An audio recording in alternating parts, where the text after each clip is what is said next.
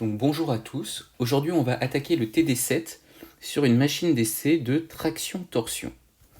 Alors on va peut-être, avant de rentrer dans l'exercice, commencer par parler de cette machine et de son objectif, de ce à quoi elle sert. Alors toute la méca qu'on fait en prépa, que ce soit en PSI ou en MP, ça va être de la méca associée aux solides indéformables. Et donc on va plutôt voir comment bougent des mécanismes soumis à des actions mécaniques, donc c'est plutôt de la partie dynamique, etc., etc.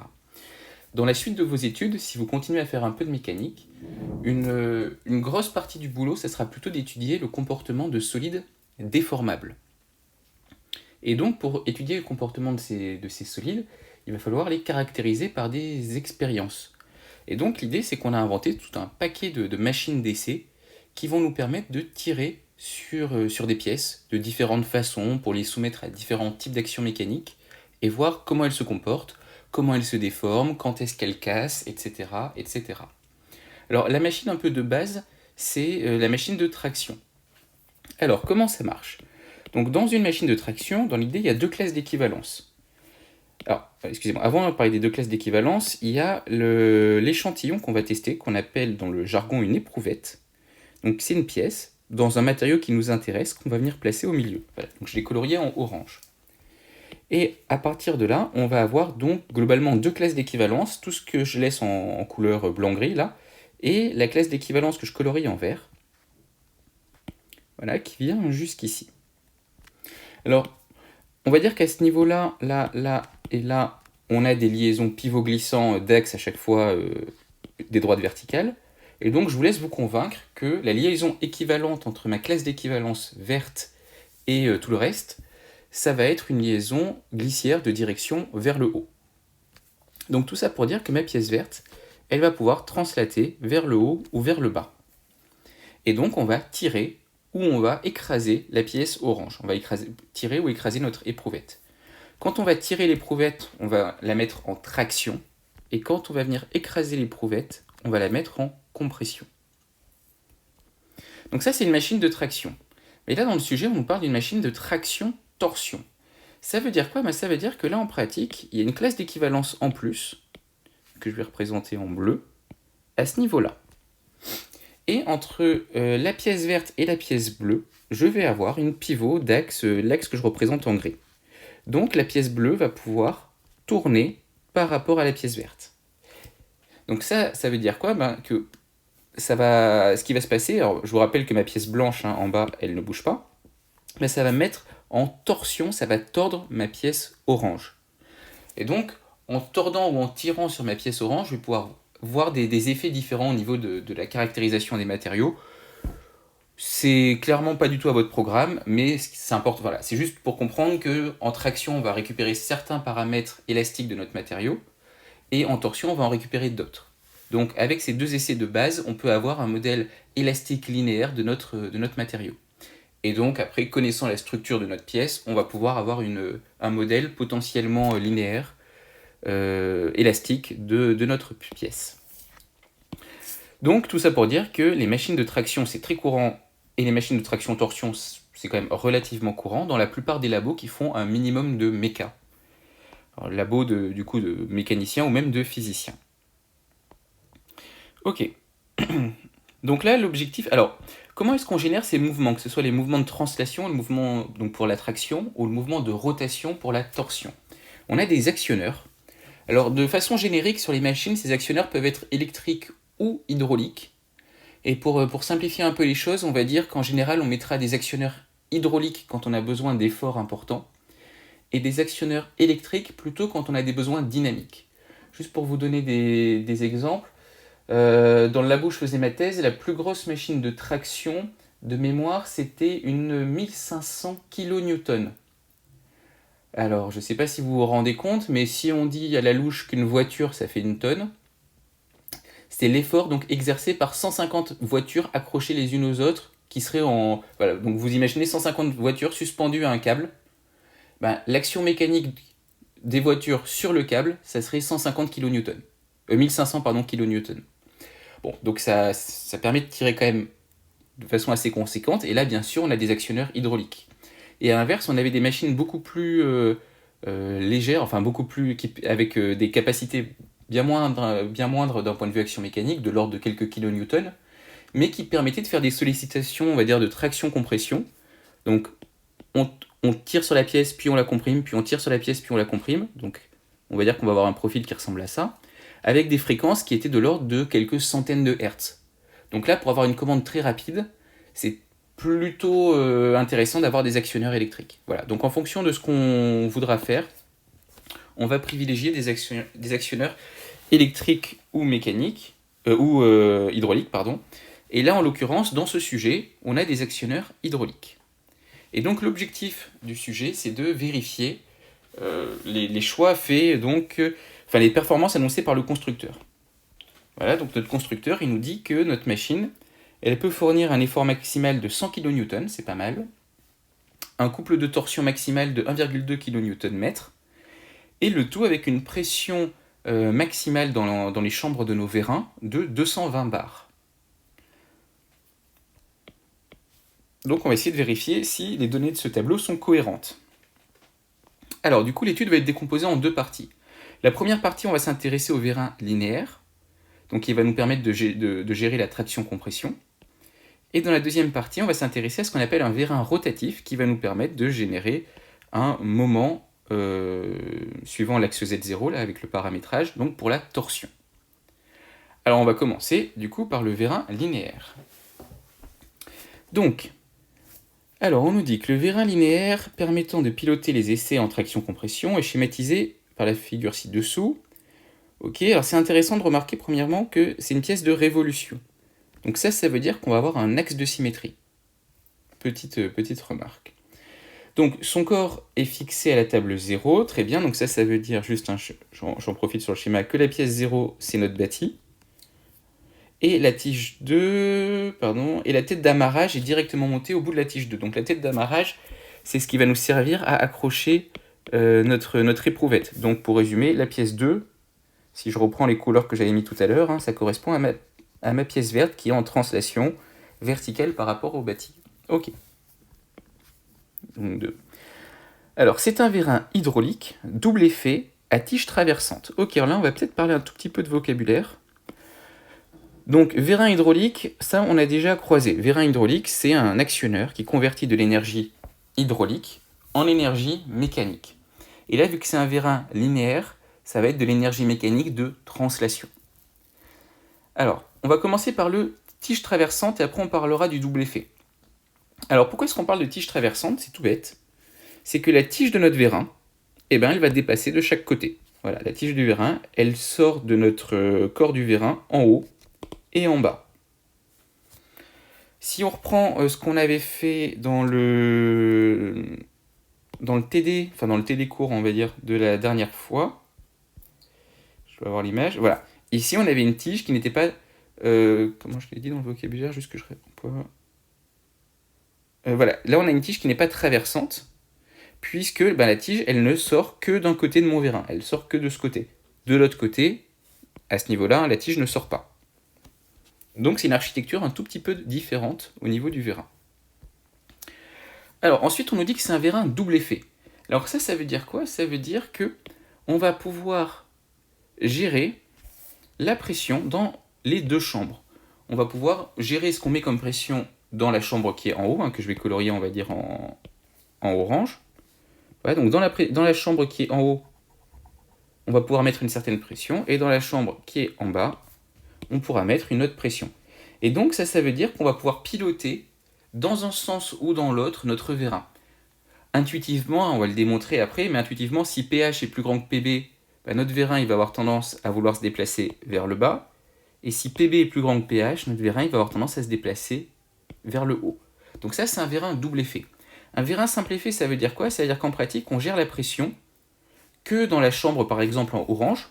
Donc là, imaginez que là, il y a un trou et que ce soit la pression extérieure. Et par contre, donc ce qui fait, c'est que quand on va mettre de la pression du côté de pH, ça va avoir tendance à pousser le vérin vers le bas. Et quand on enlève la pression, ce qu'on fait, c'est qu'on vient en général installer un ressort pour que, naturellement, quand on ne met pas de pression, notre vérin revienne en position, par exemple, à la tige complètement sortie vers le haut. Donc ça serait un vérin simple effet. Ok, alors, hop. Voilà, et on nous dit donc que la chambre supérieure est à la pression pH qui va être la pression maximale, ok, et la chambre inférieure à la pression Pb qui vaut 1 bar. Très bien. Alors, question 1, modéliser l'action mécanique de Fz due à la pression de la tige 2 en fonction de pH, Pb, petit d et grand D. Alors, pas de souci, on va faire ça. On va commencer par lire la question et l'analyser un petit peu, et après on va en rediscuter. Donc là, on nous dit que l'action mécanique, c'est Fz. Alors, si on utilise des conventions classiques, hein, F, c'est plutôt une action mécanique de type force, et on nous dit qu'elle va être portée par Z. Donc là, ce qu'on est en train de me dire, c'est qu'a priori, si je choisis bien mon point, je devrais avoir un torseur d'action mécanique du fluide sur la pièce 2, qui serait un torseur de la forme Fz porté par Z, vecteur nul. Si je choisis un point intelligent, un point où le moment sera nul, a priori, hein, j'ai le point haut au milieu, c'est le seul point qu'on me donne, donc je pense que probablement ça doit être en haut. Donc là, on va dire que tout ça, c'était soufflé quasiment dans la question. Alors, on va quand même essayer juste de le justifier, de le démontrer, en tout cas de voir comment est-ce qu'on pourrait le démontrer hyper proprement. Alors, vu que c'est pas à faire à proprement parler dans le sujet, hein, je vais pas le rédiger vraiment, mais pour le rédiger, hein, il suffit de faire un joli petit dessin. Donc, vous recopiez le dessin sur le petit schéma, et on va raisonner dessus. Alors, la première étape, c'est de représenter les petites forces élémentaires de l'action mécanique du fluide sur 2. Alors, comment vont être ces petites forces ? Eh bien, je vais avoir des petites forces qui vont être vers le bas au niveau du piston. Ok. Alors, normalement, elles font toutes exactement la même longueur. Donc là, je dois avoir la même hauteur. Et à chaque fois, je vais avoir une petite force élémentaire, df, df, je vais appeler, qui sera de la forme... Alors, attendez, je prends juste un peu plus de place. Oups. Qui sera de la forme... la pression dans ma chambre, donc pH, ds, fois la normale. Alors, fois la normale, hein, dans le sens... alors, dans le sens, au sens propre du terme, là. Donc là, on s'intéresse à l'action mécanique du fluide vers 2. Donc mes flèches, elles vont bien du fluide vers 2. Donc du fluide vers 2, c'est-à-dire vers le bas. Donc là, ici, j'aurai mon facteur de moins z, mon vecteur normal. Ok. Vu que ma pression pH est homogène, a priori, si je prends toujours le même ds, j'aurai effectivement toujours la même petite force. Mais alors attention, ce n'est pas les seules forces qui s'exercent dans la chambre du haut par le fluide sur le solide 2. Puisque je veux aussi avoir des forces qui vont s'exercer sur ma tige. Petite remarque, hein, je vous laisse vous convaincre que ce n'était pas le cas dans l'exercice qu'on a traité précédemment, hein, du vérin la semaine dernière. Alors ces petites forces-là, qu'est-ce qu'elles valent ? Donc je vais les appeler df... alors df1, ça je vais les appeler df2. Alors elles sont égales à quoi ? Alors encore une fois, j'ai la même pression, donc genre du pH. Alors, ce ne sera pas exactement le même élément de surface, je vous laisse y réfléchir, hein, comment est-ce qu'on pourrait caractériser cet élément de surface, je vais l'appeler ds2. Bon, mais c'est un élément de surface. Et maintenant, quel est le vecteur normal à la surface qui va du fluide vers le cylindre, hein. Donc là, hein, si je les représente, ces petites forces, elles seraient globalement radiales, hein, elles vont à chaque fois vers l'intérieur. Bon, bah du coup, ce sera du moins, je vais peut-être le noter comme tout à l'heure, du moins ER, le vecteur radial si je raisonne en cylindrique.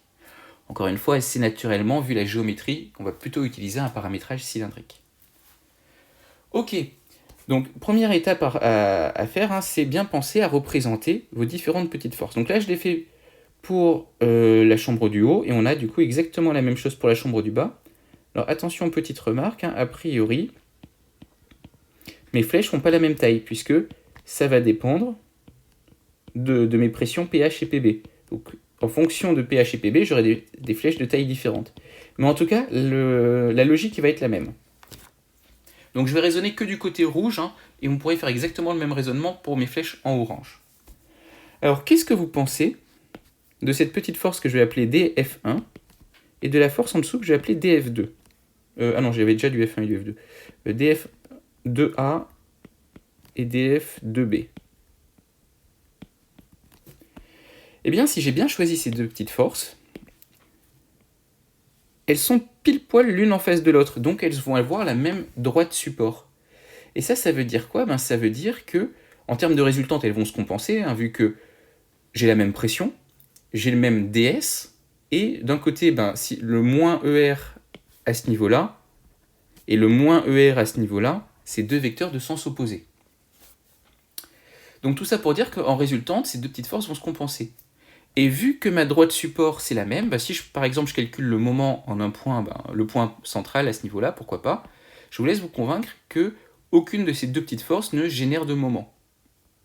Donc là, ce que je suis en train de démontrer, c'est que toutes les forces qui s'exercent sur l'axe au milieu, 2 à 2, elles vont se compenser en résultante, et tant que je raisonne sur un point de l'axe, elles vont à chaque fois me générer un moment qui va être nul. Donc en d'autres termes, toutes ces forces-là, elles ne vont pas m'intéresser, puisque je sais que globalement leur somme va être égale au le torseur qui va résulter de la somme de toutes ces petites forces élémentaires, ce sera le torseur nul. Ok. Et du coup, même remarque, en bas, on peut faire exactement le même raisonnement. Bon, donc là on arrive dans une configuration qui ressemble un petit peu plus à ce qu'on a vu la dernière fois. Alors bon, cette petite démonstration, si un jour on vous la demande, il faut l'avoir comprise pour savoir la refaire. Sur un piston, je pense pas qu'on aille à ce niveau de détail dans la rédaction.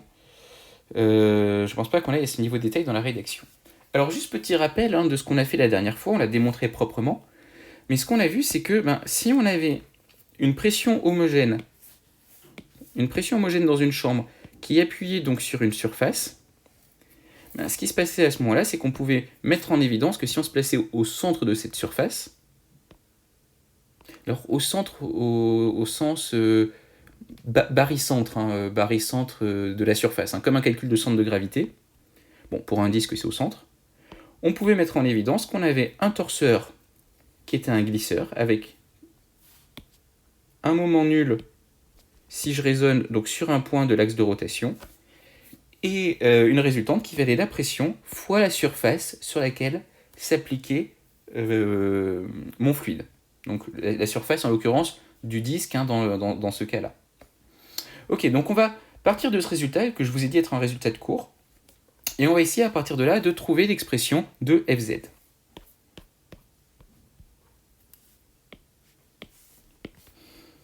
Alors, donc là, on peut voir notre problème comme étant en fait deux pistons qui se font face si on utilise le formalisme qu'on a vu précédemment. C'est-à-dire, si on fait abstraction de tout ce que je colorie, là en gris, voilà, si on fait complètement abstraction de tout ça, là ça ressemble beaucoup au problème qu'on a traité précédemment, c'est-à-dire qu'on a un fluide qui exerce une pression du côté d'un vérin. Alors c'est peut-être pas exactement la même géométrie, mais ça ressemble quand même beaucoup. Donc là on connaît le résultat. Et après, dans un deuxième temps, si ensuite on fait abstraction de tout ce que je recolorie là en noir, on peut faire le même raisonnement sur la partie du bas. Attention, il y a juste le sens qui va changer. Donc c'est ce qu'on va faire ici. Alors, c'est parti. On va pouvoir dire directement que Fz, ça va être égal donc pour la chambre supérieure à la pression de la chambre supérieure fois la surface sur laquelle s'applique cette pression. Donc je vais l'appeler SH pour l'instant. Et cette action mécanique, elle va être portée, c'était Fz, excusez-moi. Alors juste, je vais écrire sous forme vectorielle, je préfère. Donc Fz porté par Z0. Et donc cette action mécanique qui va du fluide vers la pièce 2, du coup, va être portée par moins Z0. Encore une fois, là je me réfère au sens de mes flèches qui vont bien vers le bas, qui vont bien du coup dans le sens opposé à Z0. Ok, donc ça c'est le raisonnement pour la chambre avec la pression pH, les flèches que j'ai représentées en rouge. Mais après on peut faire exactement le même raisonnement pour la chambre avec la pression Pb. Et là on va avoir du coup une pression Pb sur une surface que je vais appeler SB, donc c'est la surface de ma chambre basse. Mais cette fois-ci, les flèches, elles vont vers le haut. Donc du coup, elles vont être portées par plus Z0. Et donc tout ça pour dire au final que Fz, ça va être égal à Pb moins pH Oh pardon, excusez-moi, je vais pas simplifier tout de suite. PB SB moins PH SH. Alors ça, c'est un résultat, en tout cas c'est un raisonnement et un résultat qu'il faut savoir refaire. Et vous avez vu qu'en utilisant le résultat de cours précédent, en fait, on peut trouver très rapidement l'expression de notre force liée donc à l'action mécanique du fluide sur notre piston, en fonction des pressions dans les différentes chambres et des surfaces sur lesquelles s'applique le fluide là, dans nos différentes chambres. Alors, il se trouve que là, si on regarde la vue 3D notamment, la surface donc en question, c'est celle que je vais colorier en orange là. Voilà, c'est cette surface là. Alors cette surface, elle est identique si de l'autre côté. Bon, là, c'est caché, mais globalement, c'est la même surface de l'autre côté. Donc là, il se trouve que j'ai SB qui est égal à SH, mais c'est un cas particulier. Ce ne sera pas toujours le cas. Bon, mais là, en l'occurrence, ici, j'ai... Donc ici, dans ce problème, on a SB qui est égal à SH. Du coup, je vais l'appeler simplement S. Ce qui fait que j'ai FZ qui va être égal à PB moins PH facteur de S. Ok. Bon, maintenant, il ne me reste plus qu'à calculer la surface S. Alors ça, c'est pas très compliqué. Alors, je vais redessiner la surface là, que j'ai coloriée en orange. Voilà, je vais redessiner cette surface vue du dessus, donc vue dans la direction Z, histoire qu'on puisse un petit peu mieux comprendre ce qu'on fait. Alors... Là, c'est quand même plus facile de faire des cercles parfaits ici qu'au tableau. Bon, par contre, ils sont pas concentriques, mais ceci est un autre problème. Ok, c'est pas mal. Donc là, la surface qui nous intéresse, c'est la surface que je colorie en orange. Donc c'est l'intérieur, on va dire que c'est l'anneau. Donc c'est sur cette surface que va s'appliquer le fluide.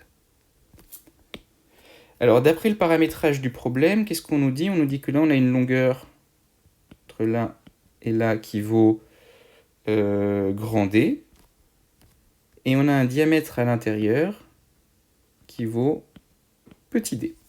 Ok. Alors, bon, là, après, c'est des calculs de surface, etc. Normalement, vous savez faire à peu près. Mais je vais quand même vous donner 2-3 petites astuces. L'idée, c'est d'avoir une vision un petit peu booléenne des calculs de surface. Est-ce que je peux pas voir ma surface comme étant une surface moins une autre surface, des choses comme ça? Parce que ça, c'est parfois un peu plus facile. En l'occurrence, je peux dire que ma surface orange, c'est égal à, alors je vais effacer, la surface que je colorie en rouge, donc en gros la surface de mon grand disque, moins la surface que je colorie en bleu, la surface de mon petit disque. Effectivement, si je fais rouge moins bleu, j'ai bien trouvé juste la surface de mon anneau. Bon, et là il ne me reste plus qu'à calculer des surfaces de cercle, enfin pardon, de disque, et ça normalement il n'y a pas de problème. Donc pour le grand disque en rouge, c'est du pi rayon au carré. Donc là, mon rayon, c'est d sur 2, donc ça va me faire du pi d2 sur 4. Donc ça, c'est ce qui correspond, on va dire, au rouge. Ok, et après, j'ai moins ce qui correspond au bleu, donc c'est du pi petit d au carré sur 4. Donc ça, c'est ce qui correspond au petit cercle bleu, et du coup, le total, c'était le cercle orange que j'avais dessiné tout à l'heure. Enfin, l'anneau orange que j'avais dessiné tout à l'heure. Bon, on va juste mettre un tout petit peu ça en forme. On peut factoriser par pi sur 4 et ça va nous faire pi sur 4 facteur de d carré moins petit d carré. Et tout ça pour dire que Fz va être égal à Pb moins Ph facteur de pi sur 4 d carré moins petit d carré. Ok. Bon, donc vous avez vu, alors là, typiquement, les calculs dans les vérins, en général, on ne retourne pas vraiment jusqu'au modèle local. Il suffit de connaître ce résultat intermédiaire qu'on a en fait démontré, enfin on va dire plutôt celui-là, qu'on a démontré lors de la semaine passée. Alors quelques petites remarques sur ce résultat. Déjà on voit que on va réfléchir au signe de Fz. Alors, donc on va avoir Fz qui est positif, à quelles conditions? Alors grand D est plus grand que petit d. Donc grand D carré moins petit d au carré, ça sera toujours positif. Donc Fz est positif si Pb est supérieur à Ph. Fz sera égal à 0, c'est équivalent à dire que... Enfin, c'est équivalent, ouais, si, c'est équivalent. À dire que Pb est égal à Ph, et Fz est plus petit que 0, ce sera le cas si Pb est plus petit que Ph. Alors, encore une fois, on pouvait s'en douter, hein, puisque là, dans la configuration de mon dessin, j'avais fait des flèches oranges un tout petit peu plus grandes que mes flèches rouges. Donc là, tout se passe comme si la pression dans la chambre du bas était plus importante que la pression dans la chambre du haut. Bon, donc on se doute bien que, a priori, notre tige 2 a plutôt envie de monter. Ok, ça, je voulais vous dire ça. Alors, dernier point, on peut aussi, d'ailleurs, du coup, modéliser le problème un tout petit peu différemment, mais ça serait complètement équivalent. C'est effacer tout ce que j'ai représenté ici, et représenter notre système comme si, voilà, j'avais juste des petites forces en bas, associées à une pression dans la chambre du bas, qui serait Pb moins pH. Et donc, voilà, c'est une autre façon de voir le problème. Attention, ça marche bien, parce qu'on a la même surface pour SB et pour SH. Si on n'avait pas la même surface pour SB et pour SH, il faudrait faire un tout petit peu attention à ce qu'on fait quand même. Voilà, donc là on vient de faire un peu dans le détail la méthode de calcul et de justification de l'action mécanique exercée par un fluide dans un vérin. Et au passage, tout à l'heure, oui, à ce niveau-là, en termes de forme, là, avec ce résultat, hein, je vous ai justifié que dans tous les exercices précédents, quand on avait un vérin, on le modélisait à chaque fois par un glisseur. Hein, si vous reprenez au pif... je suis descendu un peu bas. Voilà, au pif, le camion grue. Ben, l'action mécanique exercée là, par mon vérin à ce niveau-là, si on reprend le sujet, ça va être marqué quelque part, voilà. L'action mécanique du fluide dans le vérin hydraulique sur la tige du vérin est modélisée par un glisseur, F, huile, machin, etc. etc. Donc, bon, bah, tout ça, maintenant, on l'a démontré proprement. Ça vient typiquement du genre de raisonnement sur les symétries qu'on a fait au tout début du TD7. Ok, donc là on a fait la première question, on va finir sur la question 2. Alors, sachant que les dimensions du vérin sont petit d égale 10 cm, grand D égale 10 cm, petit d égale 6 cm, vérifiez que la pression maximale spécifiée dans le cahier des charges permet d'atteindre la valeur d'effort indiquée. Ok, alors là, il ne faut pas se planter dans la question, hein. Là, on part de la pression, et le but du jeu, c'est de vérifier la valeur d'effort indiquée. Bon bah donc, il faut utiliser l'expression dans le sens où on l'a écrit. On cherche à vérifier Fz max, si on a donc pH qui est égal, comme c'est précisé à ce niveau-là, hein, à pH max, à Pmax, pardon. Bon, bah du coup, la question 2, ce n'est qu'une simple application numérique de ce qu'on a fait. Alors, Fz, c'est égal à quoi?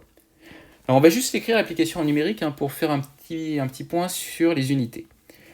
Assez souvent, on aime bien parler en bar quand on parle de pression en hydraulique, pour plein de raisons, mais notamment parce que c'est des ordres de grandeur qui nous parlent. 1 bar, c'est la pression atmosphérique, 2 bars, c'est la pression à peu près dans vos pneus. Alors je vais vous dire une bêtise, mais quelques bars, de l'ordre de la dizaine de bars, je crois à peu près, c'est la pression dans une bouteille de champagne. Voilà, bon, c'est des ordres de grandeur un peu du quotidien. Mais c'est pas l'unité du système international. L'unité du système international, c'est le Pascal. Donc il faudra toujours, dans nos calculs, raisonner en Pascal. Et 1 bar, c'est combien? C'est 10 puissance 5 Pascal. Donc on va avoir 10 puissance 5 pour 1 bar, pour Pb, moins pH, donc pH ça valait Pmax, et Pmax, d'après cahier des charges, c'était 220 bars. Donc moins 220 10 puissance 5 Pascal, pi sur 4, ça bouge pas. Et après, donc nos diamètres, ils sont donnés en quelle unité? Ils sont donnés en centimètres. Donc là, il faut les convertir en mètres. Donc 10 cm, ça fait 0,1 mètre au carré. Et c'est quoi le deuxième? Je l'ai perdu. 6 cm moins 0,06 au carré. Et alors, j'ai pas le résultat d'application numérique en tête, mais globalement, Fz égale je sais plus quoi, et on vérifie le cahier des charges. Enfin, et on vérifie les performances du constructeur.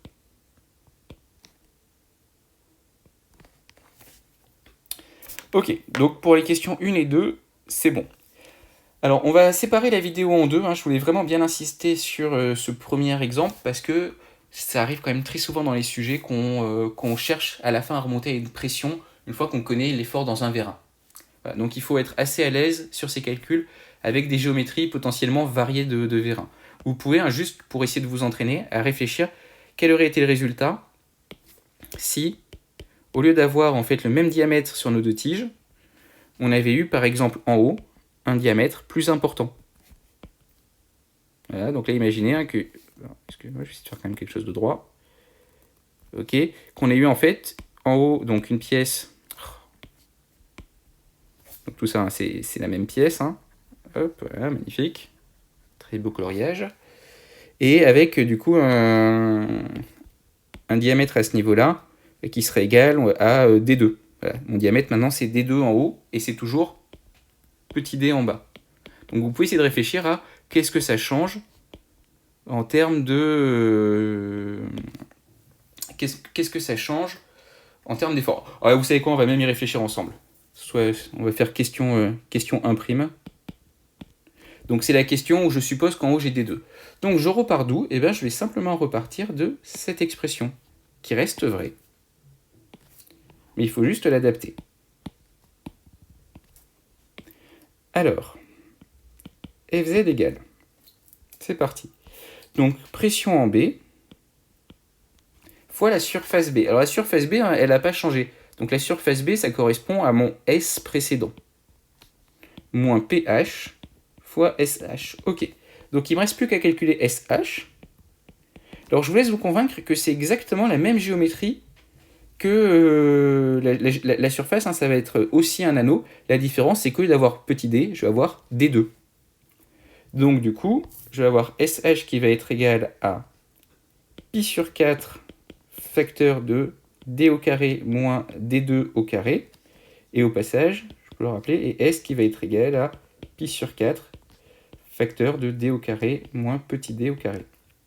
Donc tout ça pour dire que maintenant, on va avoir Fz qui est égal à...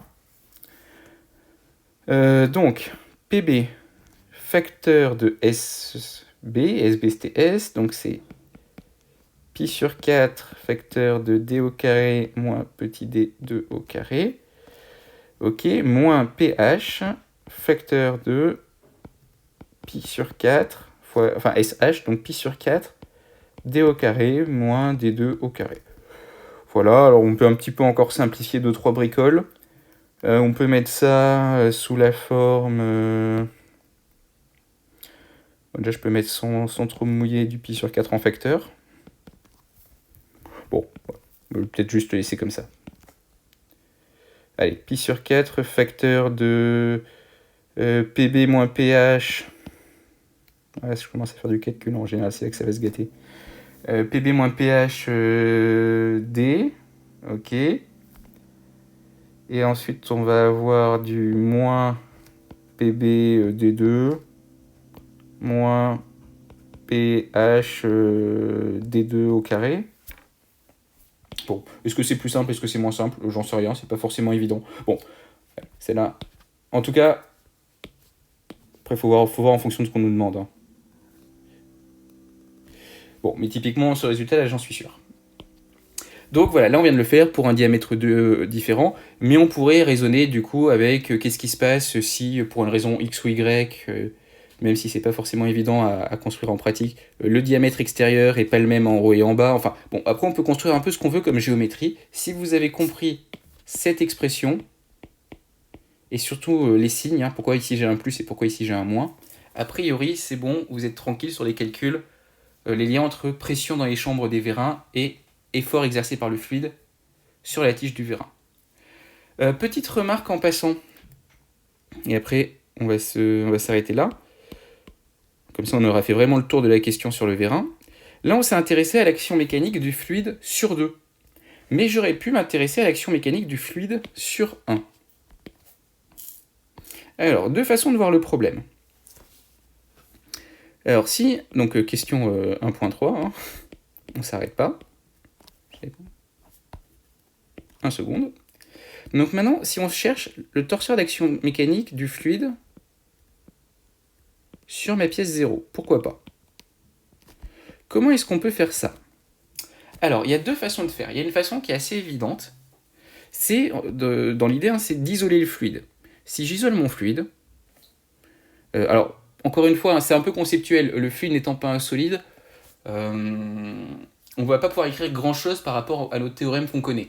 Mais d'un point de vue conceptuel, si j'isole mon fluide et que je fais l'inventaire des actions mécaniques qui s'exercent de l'extérieur sur mon fluide, alors je néglige la pesanteur, qu'est-ce que je vais avoir? Eh bien, je vais avoir le fait que l'action mécanique de 2 sur mon fluide, plus l'action mécanique de 0 sur mon fluide, hein, si je suis en statique, ça doit être égal au torseur nul. Donc là, ce que je suis en train de dire, c'est que l'action mécanique de 2 sur le fluide, c'est égal à moins l'action mécanique de 0 sur le fluide. Ok. Dernier point, je vous rappelle que le torseur d'action mécanique de 2 sur le fluide, c'est moins le torseur d'action mécanique, du fluide sur 2. Et de même, hein, le torseur de 0 sur le fluide, c'est moins le torseur du fluide sur 0, donc ça va nous faire un plus le torseur du fluide sur 0. Donc là, on trouve un résultat qui est important, qui est que notre fluide là, qui est coincé dans notre vérin, l'action mécanique qu'il va exercer sur le piston, sur ma pièce 2 en l'occurrence, ça va être moins l'action mécanique qu'il va exercer sur le corps du vérin. Alors au passage, ça c'est quelque chose qu'on a déjà utilisé assez souvent dans les exercices. Alors si je remonte pas mal et que je prends un exercice où on avait un vérin, donc genre, on en a fait de la statique. Non, c'est de l'arc-boutement. Donc si avec tout ça vous n'êtes pas au point en statique. Parfait. Ok, donc le TD4, dont on a déjà reparlé tout à l'heure, voilà, c'était l'échelle de pompier où on avait un vérin. Et on avait un vérin avec un fluide qui était coincé entre ma pièce 2 qui est, on va dire, la tige de mon vérin, et la pièce 3 qui est le corps de mon vérin. Et bien ce qu'on voit, c'est qu'on avait dans le graphe de structure, on avait représenté le fluide, l'action mécanique du fluide, comme une double flèche qui allait entre S2 et S3. Ça veut dire quoi? Ça veut dire que mon fluide, il appuie sur S2 et il appuie sur S3. Et ce qui va changer, c'est juste le sens. Encore une fois, hein, si je définis, donc comme c'était le cas ici, je crois, voilà, l'action mécanique du fluide sur S2 comme étant FH, en résultante, hein, à ce niveau-là. Donc maintenant, si je m'intéresse à l'action mécanique du fluide sur S3, j'aurai moins FH. Et là encore, hein, ça vient juste du résultat qu'on vient de justifier tout en bas. C'est plus facile de redescendre. Ça vient... On y est presque. Ok, ça vient de ce résultat. Alors, une autre façon de le voir, qui est un petit peu différente. Alors, ça, c'est typiquement un résultat. Si vous avez déjà calculé l'action mécanique du fluide sur 2, c'est facile de calculer l'action mécanique du fluide sur 0. Maintenant, si on n'avait pas calculé l'action mécanique du fluide sur 2, qu'est-ce qu'il aurait fallu faire? Eh bien, le même genre de raisonnement. Représenter les petites forces élémentaires qui s'exercent du fluide vers mon solide 0. Donc j'en ai sur les côtés. Et j'en ai en haut. Ça, c'est pour la chambre du haut. Ok. Et puis, pour la chambre du bas, j'en ai sur les côtés. Et j'en ai en bas. Tac, tac, tac, tac. Je continue sur tout le bord. Et là encore, même raisonnement. Par symétrie, blablabla, force qui, toutes les petites forces qui s'exercent sur les côtés se compensent. Donc tout ça, ça dégage. Ok. Et pareil en bas. Et après, même remarque, donc ces petites forces élémentaires, ça va être cette fois-ci du PH ds, mais porté par plus Z, alors qu'en bas, on aura en fait, plutôt en violet, du PB ds, mais cette fois-ci porté par moins Z. Passage, on voit bien la version de signe à ce niveau-là. Bon. Et après, exactement le même genre de calcul, hein, on peut raisonner exactement comme on l'a fait à ce niveau-là, il n'y a pas de souci. Bon, là, je crois qu'on a vraiment vu tout ce qu'on pouvait voir sur les vérins linéaires. Ça tombe quasiment... Enfin, on va dire que si vous avez un actionneur hydraulique, il y a 9 chances sur 10 que ce soit un vérin. et le cas échéant, il y a 8 chances sur 10 qu'à un moment on vous demande de déterminer la pression maximale dans le vérin ou quelque chose qui ressemble à ça.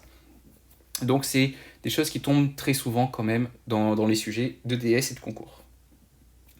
On va s'arrêter là pour cette vidéo qui est un peu plus longue que ce que je pensais. Et on va traiter le cas du vérin rotatif dans une deuxième vidéo. A tout de suite.